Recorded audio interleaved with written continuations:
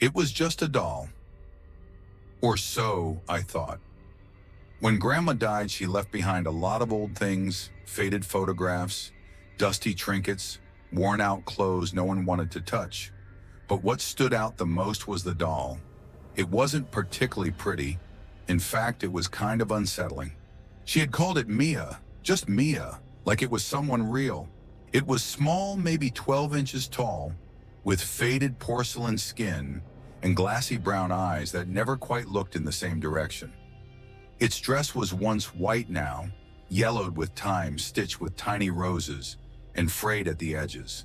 Its hair was coarse, dark brown yarn tied in two pigtails. The oddest part, its lips were painted in a smile, but somehow it didn't look happy. I remember when I first saw it nestled on the shelf next to Grandma's bed. "You used to play with her when you were a baby," my mom told me as we packed up Grandma's room. "She was your favorite."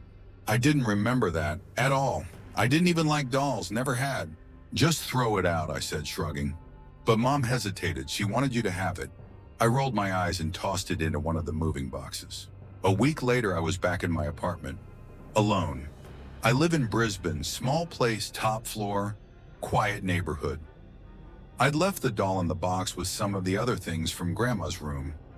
I hadn't unpacked everything yet. Honestly, I wasn't in the mood to relive memories of old perfume bottles and tea-stained doilies. But the next morning, the doll was sitting on my bed. Not on the floor, not in the box, on my bed. I froze at the doorway. My heart thumped once hard. I stepped in slowly, looking around. The apartment door was locked, windows shut, no signs of a break-in. I picked up the doll and stared into those two glassy eyes. "This isn't funny," I whispered to no one. I put it back in the box, taped it shut this time, shoved it in the closet. Done. Next morning it was on the bed. Again, same position, same crooked little smile, like it hadn't moved at all, but also like it had. I didn't scream. I don't scare easily, but I did start to get annoyed. I searched the apartment. Nothing. No one. I even looked through my security camera footage in the hallway. Nothing strange. Was I sleepwalking? No. I'd never done that before. Still, I tossed the doll in the trash that night. A deep metal dumpster behind the building. Guess what happened the next day? Yep, you already know. It was back on my bed, hair slightly damp from the rain that had poured all night. I stood there for a long time, just staring at it. "Mia," I muttered. Saying her name tasted strange, like a name I hadn't said in years but still knew somehow. That day, I drove the doll far, like 30 kilometers out of town, to a donation bin behind an old thrift store. I watched the doll disappear into the metal slot and even felt a tinge of relief. That night, I slept like a rock until 3:13 a.m. A sound woke me, soft, almost like fabric rustling. I turned on the bedside lamp, and there it was, on the pillow next to mine. I shot out of bed. My pulse thundered in my ears. "What the hell do you want?" Silence, just that same crooked smile. I didn't sleep the rest of the night. The next morning, I called my mom. "Did Grandma ever talk to the doll?" I asked, trying to sound casual. A pause. "She believed it had a spirit in it," Mom finally said. "Not evil, just attached. Grandma used to say it protected her from loneliness, from bad dreams. She got it from some woman in the countryside after she lost her sister. Said it was special. Why? No reason. I lied. I didn't tell her about the mornings, the trash, the rain, the donation bin. I didn't tell her that I had tried throwing it off a bridge the night before and had woken up with it cradled in my arms. By the fourth day, I stopped trying. I left it on the bed, didn't touch it, didn't speak to it, didn't even look at it. But that night I had the dream. I was standing in Grandma's house. Only it wasn't quite right. The wallpaper was peeling, the lights flickered, everything smelled of wet roses. And there she was, Grandma, sitting in her old chair knitting. Only her face was wrong, too smooth, too still, like porcelain. She looked up and her eyes were hollow, empty sockets. "You let her go," she whispered, voice cracking like glass. Then I heard the footsteps, soft, bare feet on wood, coming up behind me. I turned to Rowan Artersurus Keratin and woke up gasping, my heart hammering. The doll was sitting on my chest. I screamed and threw it across the room. It hit the wall with a dull thud and landed upside down. But when I looked at it again, its smile was wider. I swear to God it had changed. That morning I went to a church. I'm not religious, but I was desperate. I brought the doll in a paper bag, trembling. The priest looked confused but agreed to bless it. He even sprinkled holy water and said a few quiet prayers while I stood there like a lunatic. When he finished, I practically begged him, "Can I leave it here, please?" He nodded slowly. I felt lighter than I had in days. I went home, I slept. No dreams, no sounds. Finally, peace. Until the following evening, I got a call from the church. "We found something in the confessional," the woman said. "We think it belongs to you." I knew before she even said it. "It's a doll," she continued, uncertain. "A small one, porcelain." I didn't go back. I hung up, blocked the number. That night, the doll didn't come back. But I didn't sleep either. Then came the knock. At 3:13 a.m., one single knock at the door, then silence. I didn't answer. In the morning when I opened the door, there was nothing except a paper bag. Inside was the doll. Its smile was gone. I stopped leaving the house. I stopped working. I stopped calling people. I was scared, not just of the doll, but of what I was becoming. I started talking to it. I know how that sounds, but it felt like it wanted me to. "What do you want?" I asked one night. Silence. "Are you Grandma?" Nothing. I laughed bitterly. "Or maybe you're the thing that took her." Still nothing. But that night I didn't dream. And for the first time I realized something horrible. Maybe it didn't hate me. Maybe it needed me. Now the doll sits by my bedside, always watching, always waiting. I don't try to get rid of it anymore, because now I understand it was never about where the doll was. It was about where I was, and I'm exactly where it wants me to be. The morning after, it sat there again. It was 6:42 a.m. The light from my bedroom window was cold and gray, seeping through the sheer curtains like a ghost slipping into the room. I hadn't slept. I couldn't. I just laid there in bed all night, staring at the ceiling, barely blinking. The only thing that kept me from losing it completely was the fact that the doll hadn't moved. Not since I found it again in the paper bag by the door. It now sat on the small table by my bed, still quiet, but not gone. When the sun finally rose, I sat up and looked at it, half expecting it to leap into my face or twist its head in some impossible way. But no, it just sat. Same dress, same limp yarn pigtails, same cold porcelain face. Except, maybe the smile really had disappeared. It was still painted on, yes, but the feeling of it had shifted. It wasn't a smirk anymore. It was a threat. I made coffee with shaking hands.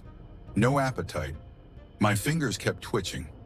My eyes kept darting to the hallway, expecting to see the doll, just casually standing there, or peeking around the corner. But it stayed by the bed, watching.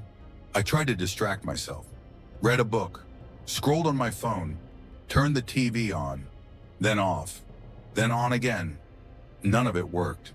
The moment I stepped out of the room, I felt its presence like a pressure in the air. Like I was being monitored, measured, judged. By noon, I gave in. I walked back into the bedroom and sat in front of it. The doll didn't move, didn't blink. "Mia," I whispered. The name came easier this time. I looked into those frozen eyes. "Why do you keep coming back?" Silence. It was insane, I know, talking to a toy, but somehow it didn't feel insane anymore. I reached forward slowly and picked her up.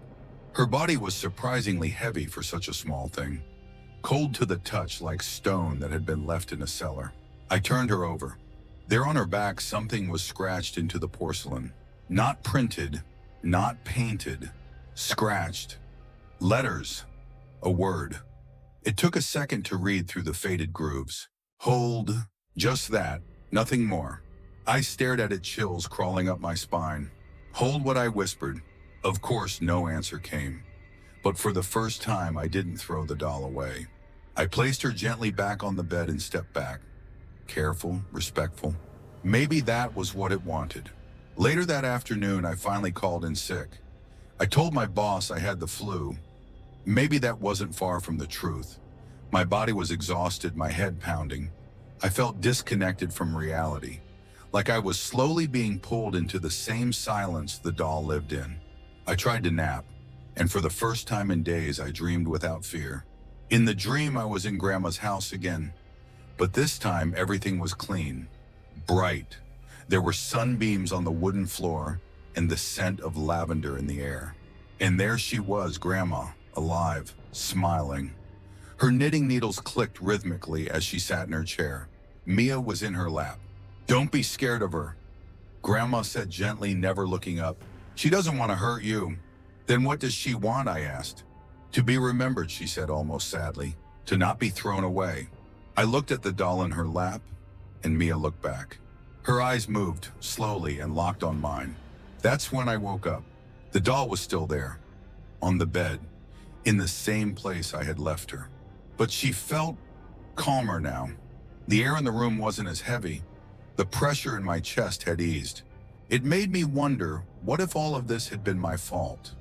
What if the fear, the rejection, the throwing away, the burning, the denying, had been what made her so persistent? I decided to try something different that night. I didn't hide the doll. I didn't throw it away. Instead, I cleaned it. I sat on the floor with a soft cloth and gently wiped the dust and grime from her face and dress. The yellowed lace brightened just a bit. I combed her yarn hair with an old toothbrush, straightened the ribbons. The entire time I felt a presence, watching, not menacing, just there. When I finished, I placed her on the nightstand beside me. "There," I whispered. "Is that better?" Stillness. But I swear the room felt warmer. That night I dreamed again. This time I was a child, maybe 4 or 5. I was sitting in Grandma's lap holding Mia, cradling her like a baby, singing softly. I didn't remember this moment in real life, but it felt real. It felt right. The next morning she was still there, on the nightstand, not in the hallway, not on the bed, exactly where I left her. For the first time since all this began, nothing had changed overnight. It should have been a relief, and it was, but it was also confusing. Had I passed some sort of test? Had she accepted me? Or was this just the beginning? A week passed, nothing happened. No dreams, no noises, no mysterious movements. I almost started to think it was over, that maybe the doll just wanted a place to rest, to be respected. I even told my mom. Guess what I said on the phone? "The doll's chill now. I think we're good." Mom was silent for a moment. Then she asked quietly, "You're still keeping it?" "Yeah," I said. "She's not dangerous. I think she just missed Grandma." Mom hesitated again. "Then you're sounding a lot like her, you know." "What do you mean?" "She used to say the exact same thing." That gave me pause. She told me once that Mia wasn't just a doll. She said it was a keeper, that it held memories, people, maybe even spirits. "Spirits," I said, trying to laugh it off. "Come on, Mom." But I couldn't laugh. Not really. That night I went to bed with Mia in her spot by the lamp. I turned off the light and let the quiet settle around me. And then the scratching started, faint, barely audible, but definitely real. I flicked the lamp back on. Mia hadn't moved, but the scratching was coming from inside the wall behind the bed. I stood up slowly, pressed my ear to the plaster. "Skirts, skirts, skirts." I stepped back. Nope, no rats, no pipes. This was something else. I grabbed a flashlight and ran my fingers along the wall until they stopped on a tiny bump. A small square in the paint. Faint lines, like a panel. A hidden compartment. I hesitated, then pried it open with a butter knife. The wooden cover came loose with a soft pop. Inside was a small velvet pouch. Old, dusty, tied with a ribbon. My hands trembled as I pulled it out and untied it. Inside was a folded letter. I opened it carefully. The handwriting was shaky in faded blue ink. "If you found this, it means she's chosen you. Mia's not to be feared.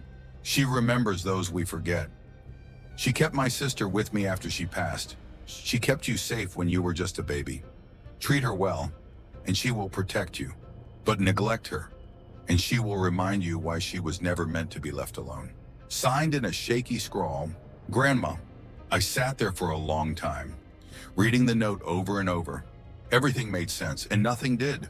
She wasn't cursed, she wasn't haunted. She was grieving. Now I talk to Mia every night, not because I'm scared anymore, but because I know she listens. Because in some strange, heartbreaking way, she's the last piece of my grandmother I have left. And every morning when I wake up, she's still there, right where I left her. Watching, waiting, holding something I'm only just beginning to understand. I burned it, but it smiled back. I didn't burn the doll out of hate. I burned it because I was afraid. Afraid that something was attaching itself to me. Afraid that no matter what I did, what I learned, she'd never truly rest. Afraid that she was only pretending to behave. It started the night I found the letter behind the wall. Grandma's words haunted me. Neglect her, and she will remind you. But I hadn't neglected her, had I? I had cleaned her, kept her by my bed, even talked to her like she was some quiet little roommate. Still, something had changed since the discovery. Something in the room felt different, heavier. The dreams started again. But this time, they weren't peaceful. In the first one, I stood in the backyard of my childhood home. It was night. The wind was howling through the tall grass, and the moon looked cracked like a mirror broken in the sky. I turned around and saw the doll half buried in the dirt, eyes wide open, arms sticking out of the earth like she was reaching for me. I tried to run, but my legs wouldn't move. I was rooted to the ground, my body trembling with something colder than fear recognition. Then I heard Grandma's voice behind me. "Why did you do it, sweetheart?" I turned around, but she wasn't standing there. The doll was, wearing Grandma's dress. I woke up drenched in sweat, my chest heaving like I'd run a marathon. Mia sat quietly on the nightstand, her head tilted just a little too far to the side like she was listening. That day, I decided it had to end. I drove out to the edge of the city to an empty gravel lot near the woods. It was the kind of place where people dumped old furniture, broken washing machines, things they wanted to forget. In the back seat sat Mia, wrapped tightly in an old pillowcase. I couldn't bear to see her face. I built a fire using dry sticks and a splash of lighter fluid. The flames crackled fast and high, dancing like they were excited. I unwrapped the doll, trying not to shake. Her face stared up at me, expression unreadable. Maybe still smiling, maybe not. "I'm sorry," I whispered. Then I tossed her into the fire. The flames swallowed her whole. The porcelain cracked instantly, sending out a sharp pop. Her yarn hair curled into black coils. The lace dress blackened and folded in on itself. For a moment, I felt something rise in my chest. Not relief, not joy, something hollow and sad. Then came the smell, sweet and sickly like burning flowers and old perfume. The fire burned hotter. The smoke turned gray, then dark, too dark. I stepped back, covering my mouth, tears stinging my eyes from the fumes. And that's when I saw it. Her face in the fire, not melting, smiling. Not just painted anymore, alive, smiling, wide. And then the fire went out. Gone, just like that. No ashes, no fragments, nothing. The fire pit was empty. I blinked, stepping closer. The pillowcase was still there, half scorched, but the doll, gone. I staggered back to the car and drove home in silence, the sky darkening behind me. That night, I tried not to look at the bed. But at 3:13 a.m., I couldn't help it. She was there, not on the bed, not on the nightstand, on the ceiling, hanging upside down, clinging to the plaster like a spider. Her head turned slowly to face me, and she smiled. I don't remember screaming, but I woke up on the floor. My throat was raw, my hands bleeding from where I must have clawed at the door trying to escape. The bedroom light was on. The ceiling was empty, but Mia sat neatly on my pillow, arms folded, dressed pristine, like she'd never left. I couldn't do it anymore. I couldn't keep living like this between fear and guilt, dreams and reality. I called a woman my mother once mentioned, a retired medium, Vietnamese like Grandma. Her name was Ba Ni. She lived in a tiny home tucked in the back of a garden center, barely marked by a wooden sign painted with a lotus flower. She welcomed me without asking questions, like she'd been expecting me. I placed the doll on her table, hands trembling. Her face changed the moment she saw it. "Where did you get this?" she whispered, not touching it. "It was my grandma's," I said. "I've tried throwing it away, burning it, It keeps coming back. She stared at Mia for a long time, then finally said, "This is not a cursed object. This is a bound one." "And what does that mean?" She looked at me, her eyes dark and heavy. "It carries a soul, not of a demon, but of someone who will not let go." "Grandma, Topoanasur, maybe, or someone Grandma tried to keep." She lit incense and began chanting softly. The air in the room thickened. The candle flickered. Mia sat still, then her head turned. Just a fraction of an inch, but enough that we both saw it. Ba-Ni stopped chanting. "She is watching us." My mouth went dry. "What do I do?" "You have two choices," she said. "Accept her. Keep her close. Let her protect you. But know she will always be there. Or you must take her back to where she began." "Where's that, Etanum?" "Tomorrow." She looked at the doll again, then at me. "Cantho, the village your grandmother grew up in, there's an old shrine buried now. That's where the bond was made. That's where it must be broken." I had never been to Cantho. I barely spoke Vietnamese, but within a week I was on a flight. The doll came with me, packed in a sealed wooden box padded with blankets. Every time the plane shook, I thought I heard a faint tapping from inside. When I arrived, the air felt different. Not heavier, not lighter, just older. The village was nearly gone, just a scattering of houses and rice fields. But an old man there remembered my grandmother. He led me to a moss-covered stone altar broken in half by time and tree roots. "This was where the women came to speak with the dead," he said. "It has not been touched in decades." I opened the box and placed Mia on the altar. The moment she touched it, the wind changed. Leaves rustled. The cicadas fell silent. And for the first time, the doll moved on her own. She turned, slowly, her gaze fixed on me. Her lips opened. Not a smile, a whisper. I leaned closer, heart hammering. "I remember you," she said. Then the light around us dimmed, and I saw her, not the doll, but the girl inside it. A young woman, early 20s, dressed in traditional Ao Dai, her face, gentle eyes sad. She stood beside the altar staring at me. "Who are you?" I asked. "I was your grandmother's sister," she said. And in that moment, the pieces fell into place. The girl had died young, forgotten by the family. But Grammy had found a way to keep her spirit near, bound to the doll Mia. Not out of malice, out of love. So she'd never be alone. And now, she was passing that burden to me. "I'm sorry," I whispered. "I didn't know." She nodded once, smiled, then faded into the wind. The doll collapsed onto the altar, lifeless. This time truly lifeless. I buried her at the foot of the shrine under a young banyan tree. I marked the spot with a single white stone.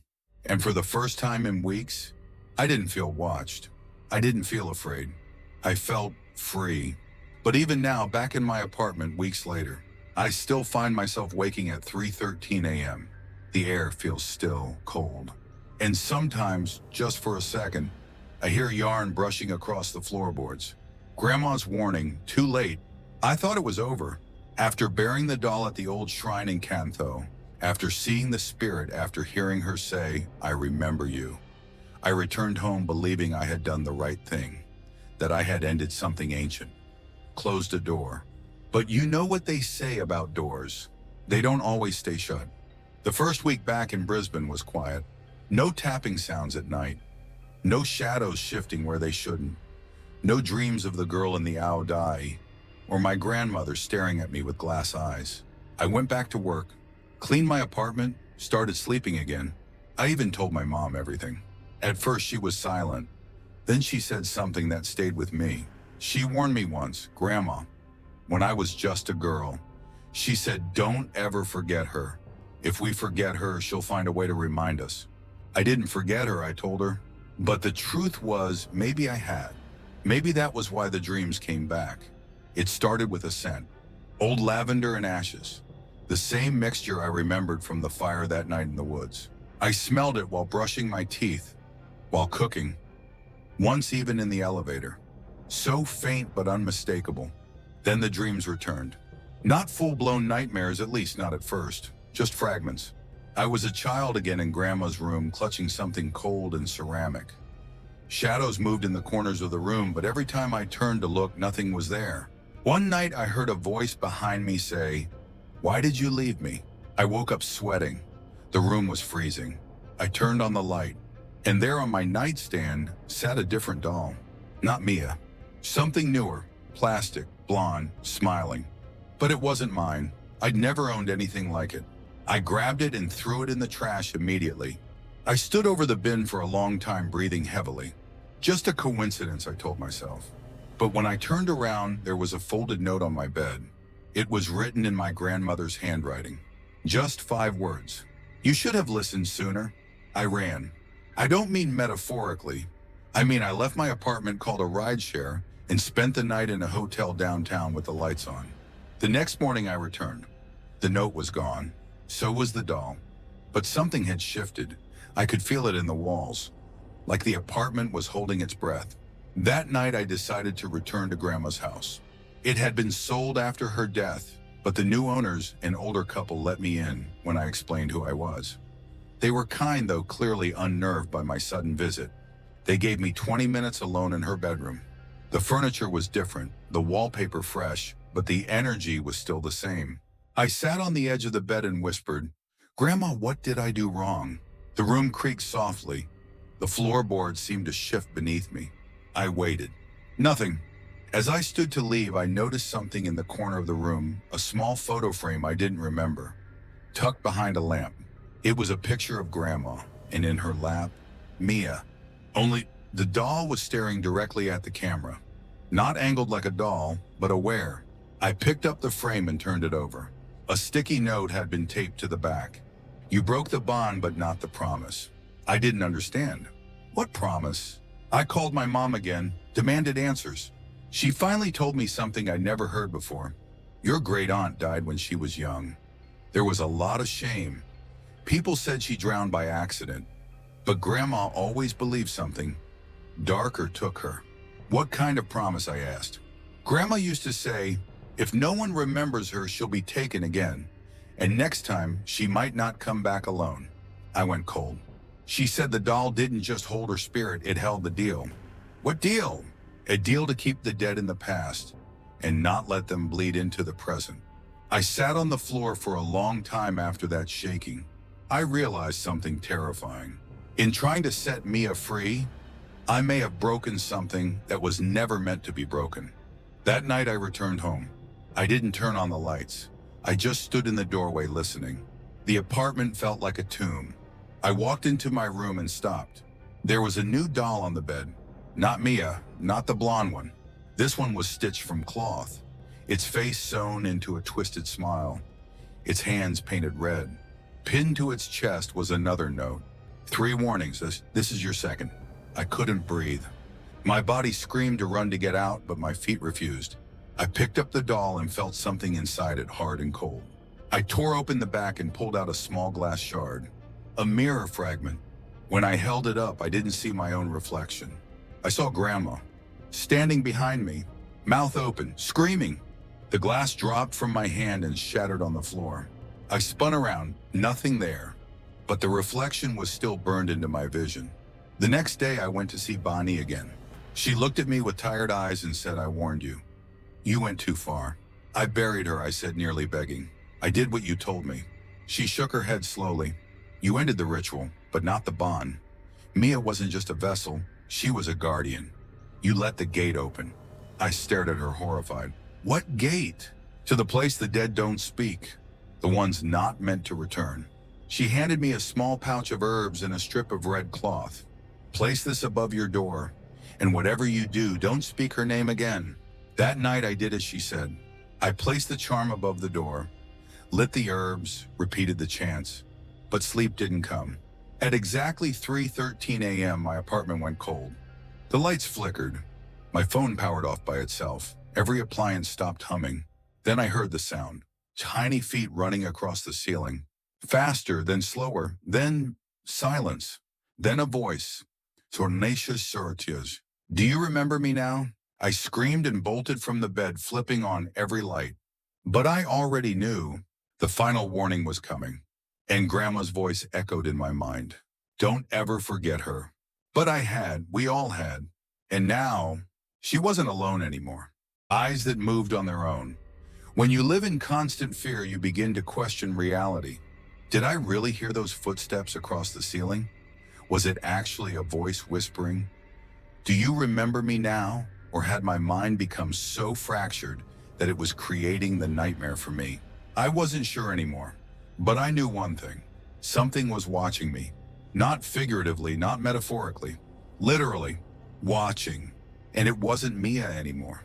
After the third night of no sleep, I unplugged every mirror in the apartment, covered them with towels. Even my laptop webcam got taped up. I threw out the cloth doll, but I knew that meant nothing. The warning had already been given, and I had no idea what third meant. The final warning, the third spirit, the third death. All I knew was I was being hunted. It began with the photographs. Old ones I never remembered taking. I found them tucked inside my bookshelf between pages of novels I hadn't opened in years. Each one showed a different room in my apartment. My kitchen, the hallway, even the inside of my closet. But I wasn't in any of them. The doll was. Different dolls. A new one in every picture. Never the same twice. A plastic clown doll with cracked eyes. A rag doll missing half its face. A wooden marionette dangling from the ceiling fan. All positioned in familiar places. Watching. The final photo made my blood freeze. It was of me sleeping. And beside me, inches from my face, sat a doll with black buttons for eyes. Its mouth was sewn shut. I had never seen it before, but it had seen me. I drove to Bonnie's again, but the shop was closed. The windows were boarded up. A sign taped to the door read, "No more dolls, no more dead. I am done." I stared at the note for a long time, unable to decide if it was a message for me or for something else entirely. That night, I started noticing the eyes. Not human eyes. Not doll eyes either, not exactly. I was brushing my teeth when I saw it. In the bathroom mirror, just a flicker. A pair of eyes floating behind me. Low to the ground. I spun around, nothing. Turned back, gone. But it kept happening. In windows. In my phone's dark screen. In reflections from polished surfaces. Always watching, always low. Always moving when I didn't look. I tried to set up cameras just to prove to myself I wasn't going insane. I installed one facing the hallway, one facing the bedroom door, another inside the bedroom pointing at the bed. I watched the footage the next morning. There was nothing unusual until 3:13 a.m. Then the camera in the hallway glitched for exactly 3 seconds. And when it resumed, there was a shadow standing just outside the bedroom door. A shadow with eyes that gleamed like wet marbles. They didn't blink. They didn't move. Until the bedroom door creaked open on its own. I unplugged the cameras, burned the memory card. I was done documenting. This wasn't something to observe anymore. It was something to survive. That day I left the apartment. Went to stay with a friend, Emily, someone I hadn't seen in years. She didn't ask too many questions. Just handed me a spare key and a blanket. "You look like you haven't slept in a month," she said. "Feels like longer," I muttered. For a night I felt safe. I fell asleep on her couch with a comfort I hadn't known in weeks. Until the tapping started. It was faint, measured, like a fingernail on glass. I sat up disoriented. Emily's apartment was pitch black except for the faint red glow from the alarm clock. 2:59 a.m. I sat still holding my breath. The tapping came again. Tap, tap, tap. I turned toward the kitchen window. Nothing. Then the sound shifted. Scratching. I crept toward the hallway barefoot, the floor cool against my skin. Scratching grew louder, like something was inside the wall. I stopped outside Emily's room. The noise was coming from behind her door. I knocked, whispering, "Am you awake?" No answer. I turned the knob, slowly, and stopped. My heart dropped. Her bed was empty. Sheets folded, room cold. But on her pillow sat a doll I'd never seen before. Its eyes moved. They slid from the left to the right, slowly, deliberately, and then back again, tracking me, following me. I slammed the door shut and ran. Didn't grab my phone, didn't grab my bag, just ran.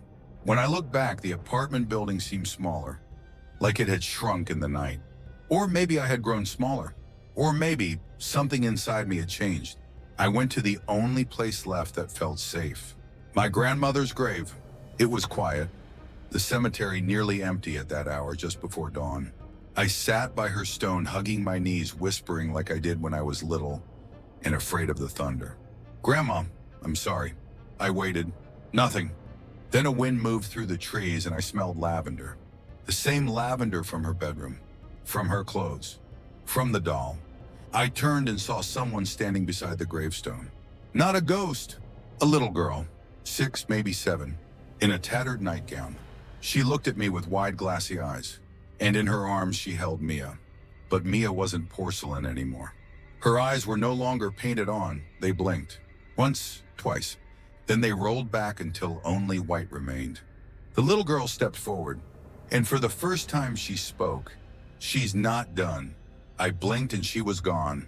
The air was still, the grave undisturbed. But on the ground where she stood was a single piece of red yarn. Torn, old, still warm. Back at my apartment, I found it again. The same thing that had started all of this. Not Mia, not the shrine. A book. Grandma's old journal. It had been tucked inside a shoebox I never unpacked. I flipped through it, hands trembling. Most of it was recipes, old family notes. Then I found the page. One sentence written in shaky letters. "The eyes are not hers anymore."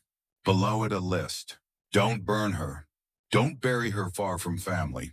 Don't speak her name at night. Never let her see your fear." And then a final line circled in red ink. "When her eyes begin to move, it's already too late." They had moved. Again and again. Every doll, every dream, every reflection. They had all been warning signs, and I had failed to listen. Now the dolls don't even wait until nightfall. I see them on buses, in shop windows, on park benches. They blink, they follow. Sometimes I think I hear them laughing, high-pitched, distorted. Sometimes I think I see her. Not Mia, the girl, or what used to be a girl, or what wore her face. She stands outside my window sometimes holding Mia like a trophy. And her eyes, her real eyes, they move on their own. It knows where I live. People say, just move. When a house feels haunted, when strange things begin to happen, when you see things you can't explain, just move. But no one tells you what to do when what's haunting you doesn't stay in one place, when it follows you, when it learns, when it remembers. I've tried 3 times now, and each time I came home to find something waiting for me, something that shouldn't know where I live, but does. The first time I moved across the city, I didn't even tell my friends. Just packed my stuff, found a short-term lease, and signed the papers that day. No dolls came with me, nothing familiar. It felt like starting over. The apartment was small, a studio with white walls and a fire escape. No strange sounds, no temperature drops. I let myself breathe. On the first night, I slept deeply. No dreams, no dolls, nothing. Until I woke up at 3:13 a.m. I was staring at the ceiling. Still. Then I heard the knock. 3 soft taps. Tap, tap, tap. Not from the front door, from the inside of the closet. I sat up slowly. There shouldn't have been anything in the closet. I hadn't even unpacked yet. The air felt wrong, heavy, too still. I stood across the room and placed my hand on the closet handle. Took a deep breath. Pulled it open. Empty.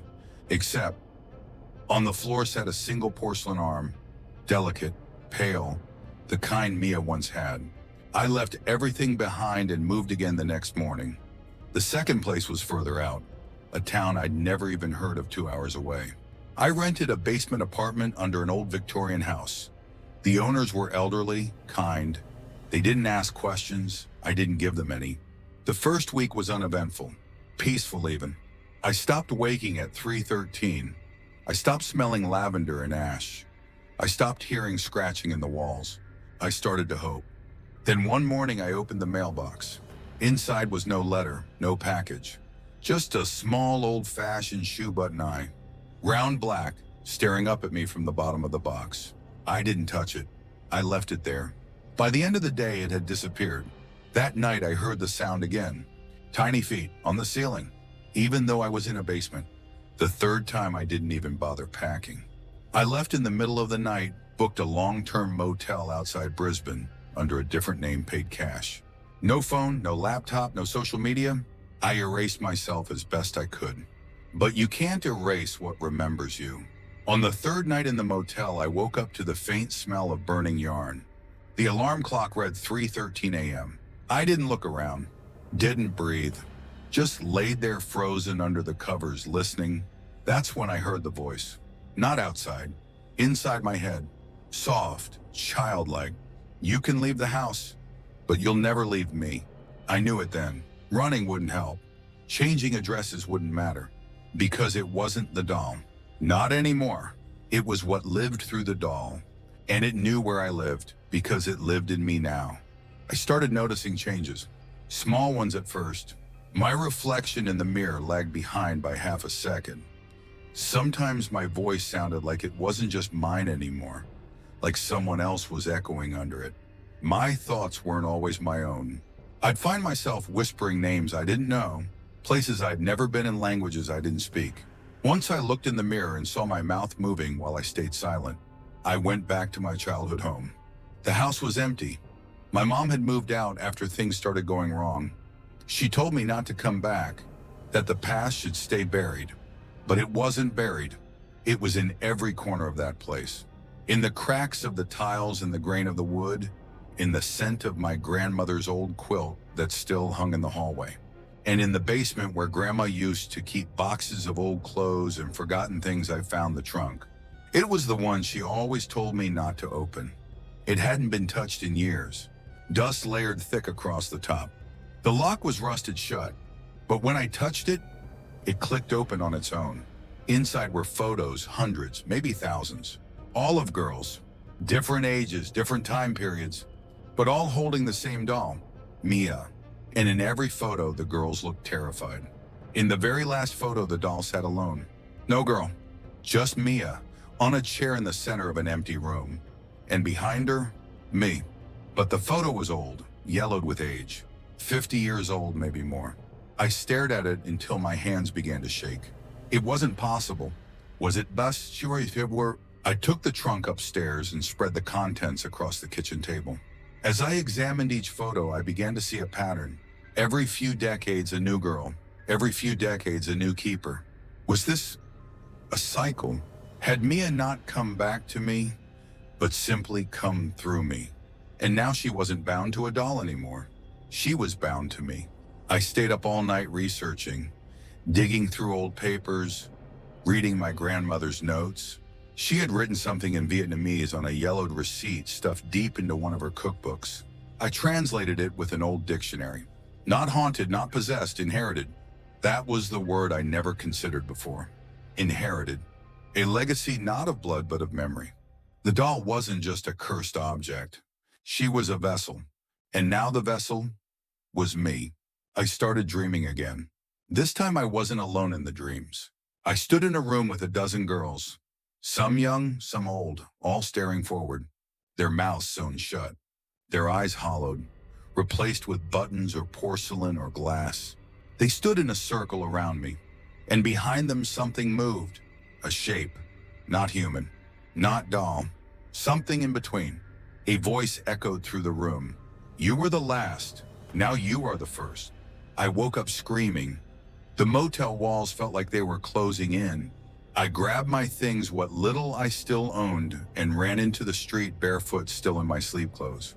And standing under the street light waiting for me was the girl, the one who had first appeared at the cemetery. She held Mia in her arms, but Mia no longer had a face, just a mirror. And in that mirror I saw myself, but not me as I was, me as I would be, with button eyes and a stitched mouth. I collapsed. When I woke, it was morning. The girl was gone. So was the doll. But the message had been made clear. It knew where I lived, because it lived in me now. And there's no running from that. Now I don't try to escape. I don't try to fight. I keep a chair in the corner of my bedroom. And every night I place a blank porcelain doll there. One without features, without eyes, without a name. And I wait, because I know it's coming back. And next time it might not ask to come in. The night I heard it whisper, there's something worse than seeing it, something worse than feeling it near you. It's hearing it, Because when you hear it whisper, you know it's not just present, it's inside. Inside your head, inside your blood, inside your name. It started 3 days ago. After weeks of silence, no dreams, no dolls, no eyes and reflections, I began to hope maybe it had passed. Maybe the rituals worked. Maybe the blank porcelain doll in the corner had kept it at bay. I was wrong. That night I fell asleep with the window cracked open. The breeze was light, the moon full, and at 3:13 a.m. I woke to the sound of breathing. Not mine, not natural. It was like someone sighing through broken glass. I sat up, and that's when I heard it. The whisper, not loud, not urgent, but inside me. 3 words drawn out like a lullaby. You are ready. I didn't sleep the rest of the night. The next day, I searched every inch of the apartment, checking drawers under the bed behind bookshelves. I found nothing, until I opened the closet. There at the back, behind a row of winter coats I hadn't touched in months, was a shoebox. It wasn't mine. I don't remember putting it there. Inside were scraps of parchment, charred brittle, and lying in the center, a doll's tongue, small, leather, cracked. It looked like someone had cut it out and preserved it. Taped to the lid of the box was a note, written in my handwriting. When it whispers, don't answer. That night I tried everything. I turned on all the lights, burned incense, played calming music, even left the television running. But at 3:13 a.m. it came again. That voice inside me. You are ready. I pressed my palms against my ears. But it wasn't coming from the room. It was in my skull, behind my eyes. And this time it kept going. You are the door. You are the mouth. You are the memory. I screamed. The lights blew out. The television sparked and died. And the blank porcelain doll in the corner. It wasn't blank anymore. Its face had changed. 2 thin lines for eyes. A wide grin carved where there had been none. Black stitches forming a crescent of teeth. And in the center of its forehead a crack. Like something beneath the porcelain was trying to get out. I ran to the bathroom and splashed cold water on my face. When I looked in the mirror, I saw the doll standing behind me. Not in the room, only in the reflection. I turned around. Nothing. Turned back. Still there. And this time, she whispered too. We share the same voice now. I smashed the mirror. Glass scattered like snow across the floor. But the sound didn't stop. The whispers were still in my ears. The next day I went to the university archives. Grandma had once worked there in the linguistics department. I begged the staff to let me into the restricted library, told them it was for a research project on ancestral folklore. I wasn't lying. Not really. I combed through everything I could find about Vietnamese spiritualism, binding rituals, doll craft, oral traditions. That's when I came across a manuscript titled Nhung Ngoy Gyu Loi, The Keepers of the Word, a collection of oral stories passed down through generations, only written down in fragments. One passage half erased caught my eye. There are some spirits not content with memory alone. They seek voice, to whisper through flesh, to inherit through ears. Once spoken to, they do not leave. I felt sick. I had answered it. I had spoken, even if only to scream. I asked an archivist about the manuscript. An older man hunched over with half-moon glasses. He looked at me too long before finally saying, "This is not something you read, it's something that reads you." "What does that mean?" I asked. He didn't answer, just handed me a small laminated clipping, an obituary. My grandmother's, with a red circle drawn around one line in pen. She is survived by her granddaughter. And next to it, handwritten in the margin, "The next vessel speaks." I left the library and returned home shaking. When I opened the door, the porcelain doll was gone. In its place was something new. A mirror, tall, standing in the middle of the room. I hadn't brought it there. I hadn't owned one since the night I smashed the bathroom glass. I approached it slowly. The surface shimmered, rippling like water. My reflection was wrong. It stood like me, moved like me. But it smiled, even when I didn't. And when it opened its mouth, the whisper came out. "Let me speak. Let me live. Let me in." I screamed and turned away, but the whisper didn't stop. All that day I kept hearing voices, in the running water, in the hum of electricity, in the silence between breaths. They grew louder, more coherent. One of them was Grandma's voice. "Sweetheart, you weren't supposed to listen. You weren't supposed to hear." Another voice, childlike. "Too late, she's ours now." And then the one that didn't sound like any person at all. The one that sounded ancient. "Words are roots, she is soil." That night I did something desperate. I tried to sew my own mouth shut. I didn't finish, but I wanted to, because I finally understood. The whisper needed me to answer. It was baiting me.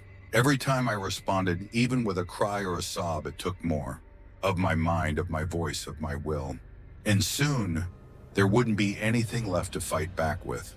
I called my mom, told her everything. She cried, not because she didn't believe me, but because she did. Then she said something that chilled me deeper than anything else. "Your grandmother died with her mouth open. They found her like that, like she was still speaking when the heart stopped." Tonight I sit in the center of the room, salt around the perimeter, a blindfold over my eyes, earmuffs pressed tightly over my head.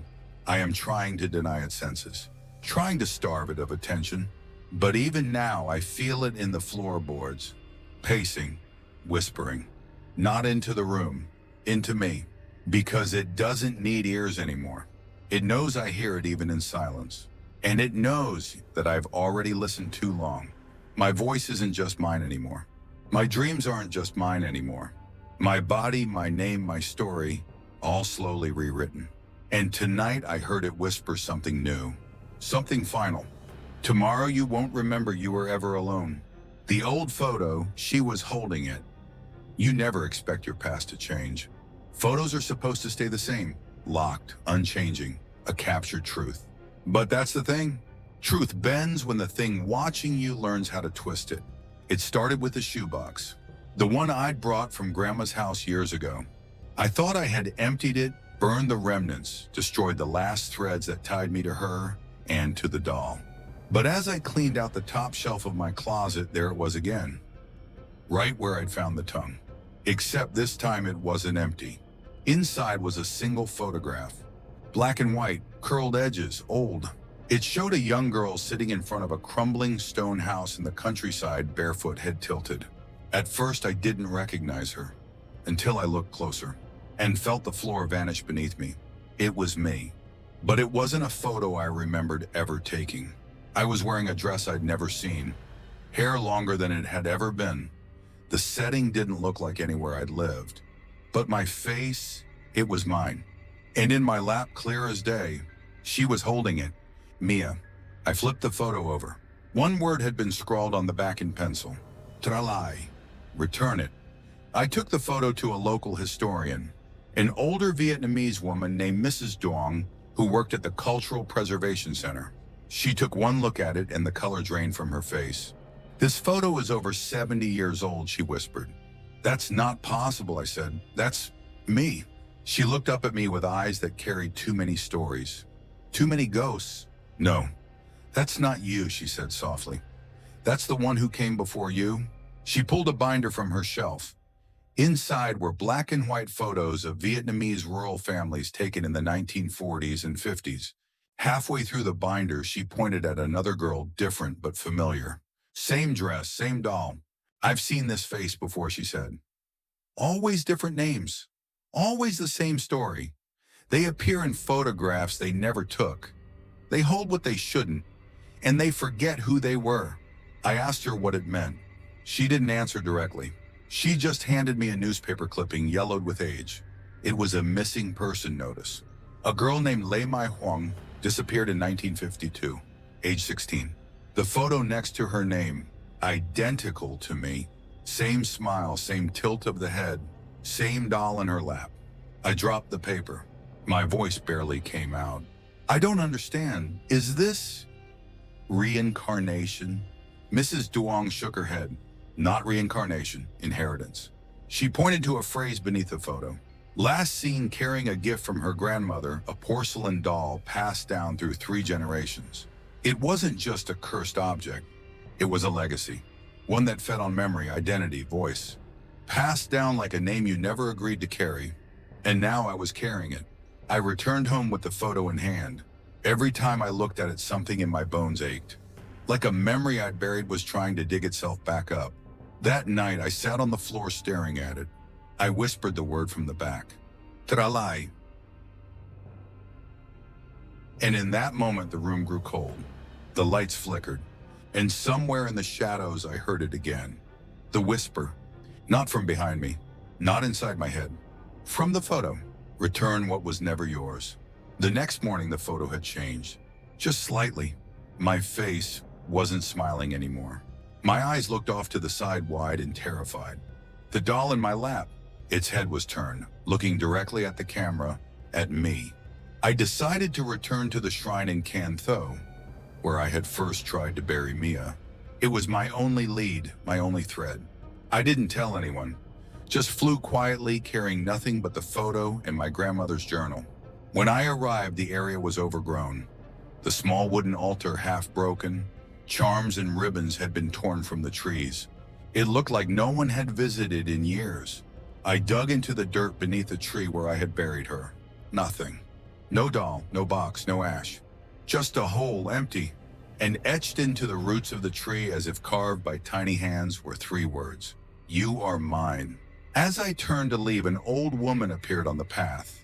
I hadn't heard her approach. She wore a red scarf and held a bundle of dried herbs in her hands. You're not the first to bring her back, she said. But you might be the last. My voice cracked. What is she? The woman knelt and placed the herbs on the altar. She's not a spirit, not in the way we understand. She's a keeper, a watcher, a collector of what I asked. Names, she said, memories, selves. She takes those who forget to remember. She looked at the photograph in my hand and gently touched the image of the doll. She's almost done with you. That night back in my hotel room, I tried to burn the photo. I lit a match, held the edge of the picture in the flame. The fire caught, but only the corners burned. The image in the center remained untouched even as the photo shriveled around it. And then the fire extinguished itself. I dropped it horrified.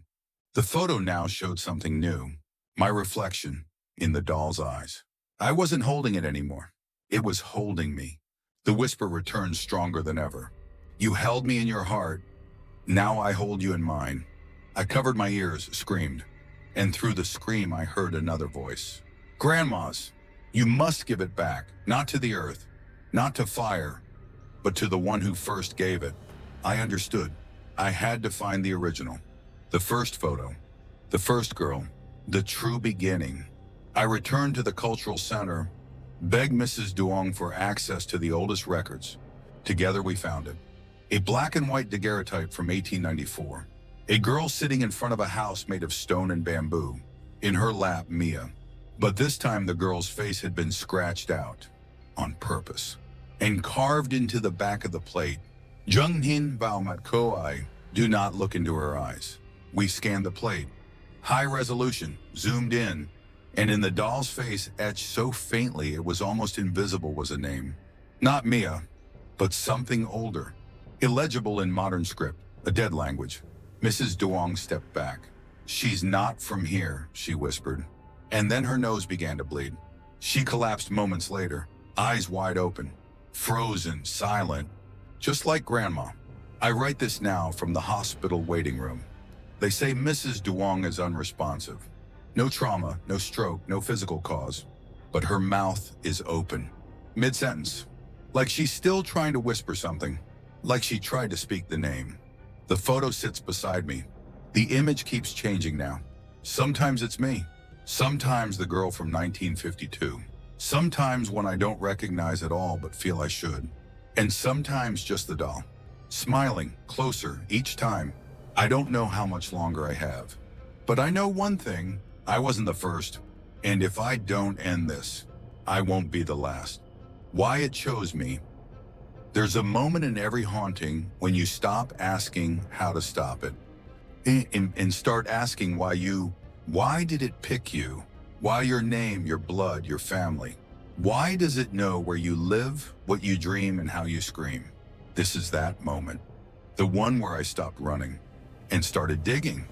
After Mrs. Duong collapsed, I stayed in the hospital waiting room all night.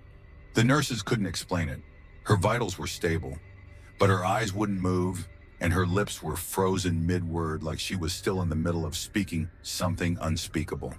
They said it wasn't a coma. They called it a locked-in state, but I knew better. She had looked too deeply into the name etched into the doll's eyes.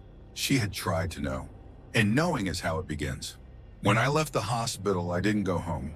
I went back to Grandma's house. The door creaked open like it had been waiting. The air was stale with lavender and ash. I walked through the kitchen past the quiet ticking of the antique clock into the room we never used growing up. The room Grandma always kept locked. The room where she stored the family things. The ones not meant to be passed down. I found the key taped inside a loose drawer under her sewing machine. My hands trembled as I fitted into the brass lock. It clicked. The door opened an inch by itself. Inside the room was colder than the rest of the house. Dust hung in the air like fog. Shelves lined the walls filled with dolls, none of them the same, yet all of them familiar. Painted faces, rotted dresses, some with arms missing, some with eyes scratched out. But only one sat at the center, on a high pedestal, Mia. Except now I knew that wasn't her name. That name had been given to her. But her true name, I still didn't know. I stepped closer. Something about the room pulled at me. Like gravity had turned sideways. I saw old photos on the wall, faded portraits of women, different ages, generations apart. But they all had my face. Variations of it at least. The same eyes, the same curve of the mouth. And all of them held the same doll. This doll. On the pedestal beneath Mia was a journal. Not Grandma's. Someone older. It was written in faded ink in Vietnamese that felt too ancient to translate fully. But some words repeated again and again. Chosen, echo, keeper, remember me. The last page was written in English. A single line. She chooses blood that remembers. I finally understood. It wasn't random. It never was. She didn't just pick a child. She picked a lineage. A memory carried through generations. My grandmother had been chosen. Her mother before her, and now me.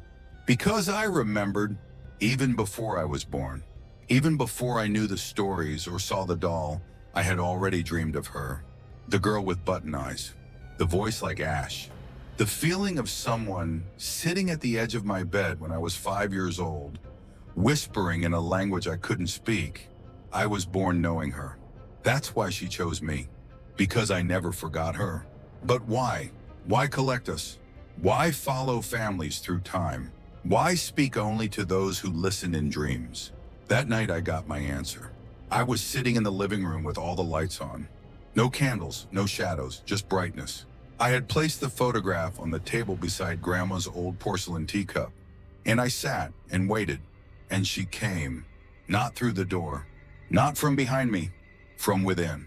My eyes blurred. My breath caught in my throat. And I heard her. Not whispering this time. Speaking. Clear, soft, like she was reading a poem underwater. You dream loud, child. You leave the door open. I didn't move.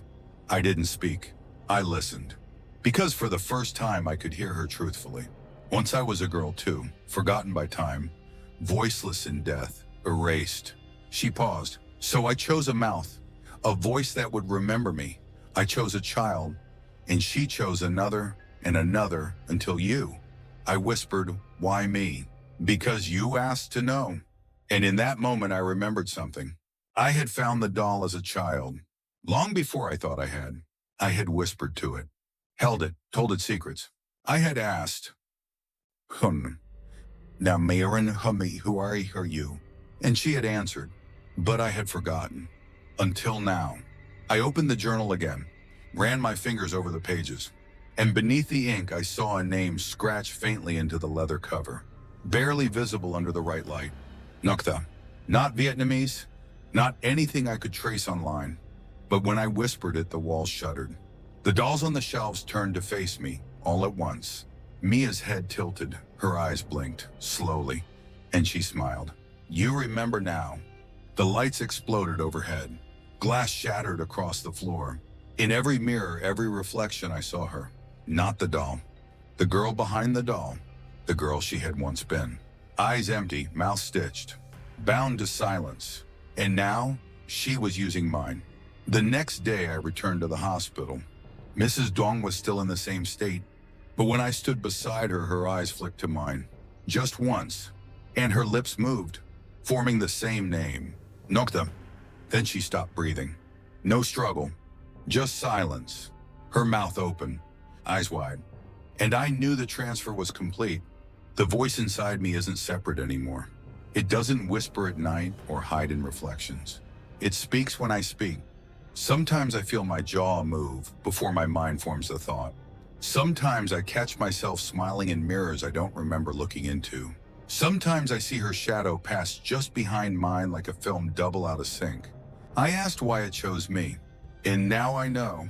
Because I was the first in a new cycle. A louder voice, a better echo, a better home. And yet, part of me still fights, still resists, still tries to remember who I was before I was hers. I keep a recorder beside my bed. Every night I press record and speak into it, trying to catch my voice, trying to anchor myself. But every morning the tape plays back something different. Sometimes it's just static. Sometimes it's laughter. And sometimes it's a child's voice whispering, "Why did you let me in?" I let it stay, but it never left. Most hauntings end when the spirit is banished. When the house is burned, the doll is buried, the name is erased, the bloodline forgotten. But not mine, not this one. Because I didn't send her away. I let her stay. It wasn't a decision I made lightly. It happened slowly, in pieces. First, I stopped trying to fight the voice. Then I stopped trying to avoid the mirrors, to close the doors, to cover the doll. And somewhere along the way, I stopped calling it. Nokta, that was her name. I speak it now without fear, because the fear is no longer useful. What matters isn't whether she's gone. It's that I understand why she came, and why she stayed. I found the final letter a week after Mrs. Duong died. It was hidden inside the spine of Grandma's Vietnamese English dictionary. A handwritten note folded 8 times and sealed with wax. The wax had cracked, but the ink was still fresh. It was addressed to me. If you're reading this, she's chosen you. I'm sorry, I tried to stop it, but I failed just like the others. You may think she's only evil, but she was once a girl before she was a vessel, before she was a curse. She wanted to be remembered, that's all. But memory demands a price, and someone always has to pay it. Let her speak and she will take. Silence her and she will scream. But listen, truly listen, and maybe you'll find her. Maybe you'll help her remember who she was. It was signed your grandmother before she forgot herself. That's when I stopped recording my voice at night. I started recording hers. Not through microphones, not through tapes, but through writing. I began keeping a journal not of my life, but of hers. Every dream, every whisper, every image that flickered in my reflection. A thread of memories that didn't belong to me but lived through me. Little by little, she revealed pieces of who she'd once been. A girl born in a rice village that no longer exists. Accused of witchcraft at age 13. Bound in silence by the village elders. Her voice stitched, shut, her tongue removed. Buried alive with her doll, her only companion. That doll became her voice. And every girl she haunted afterward.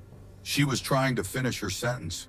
It broke me, because I realized I had been afraid of a ghost when all she ever was a girl who was never allowed to speak. So I made her a promise. One night, standing before the mirror in the old room, I said it aloud. "You can stay, but let me tell your story." The change was immediate. The air warmed. The house stopped creaking at 3:13. The whispering ceased. And for the first time since childhood, I slept. No dreams, no shadows, just rest. The porcelain doll still sits in the corner. Her face no longer shifts. Her eyes don't follow me anymore. But I know she's there. And I know Nokta is too. Not haunting me, living with me. People ask why I still keep the doll. Why I don't destroy it now that I've made peace. But what they don't understand is, it isn't over. Not for me. And not for her. Because Nokta doesn't want revenge. She doesn't want a body. She wants a voice, a witness, someone who will remember her truth, not just the nightmare version. And in a way, I think that's what I've become. There are nights still when I wake at 3:13. Not from fear, from memory. A flicker of another time. A girl sitting in the dark, sewing the mouth of her doll shut so she could whisper secrets into its ear. It's Noctha. Or maybe it's me. Maybe we're not so different now. Maybe we've blended into one. I once thought she'd taken something from me. My voice, my identity, my sanity. But now I realize, she gave me something too. She gave me purpose. She gave me story. She gave me the ability to see what others couldn't and to speak for those who had no words left. I've published the journal, self-published, just a few hundred copies. It's titled The Doll Who Keeps Coming Back. No one believes it's true. They call it folklore, urban horror, psychological fiction. And I let them, because deep down I know she's reading it too. Through me. One day I'll pass the doll down, not as a curse but as a reminder, to someone who listens deeply, who dreams loudly, who knows that silence is not safety, it's captivity. And maybe that girl won't be haunted. Maybe she'll be honored.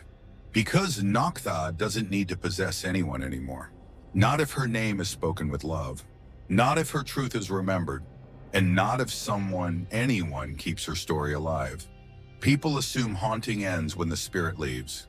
But the truth is more complicated. Some spirits don't leave. And that's okay. Because some spirits were never meant to be forgotten. I let it stay. But it never left. And somehow that feels right. Because it means she's home,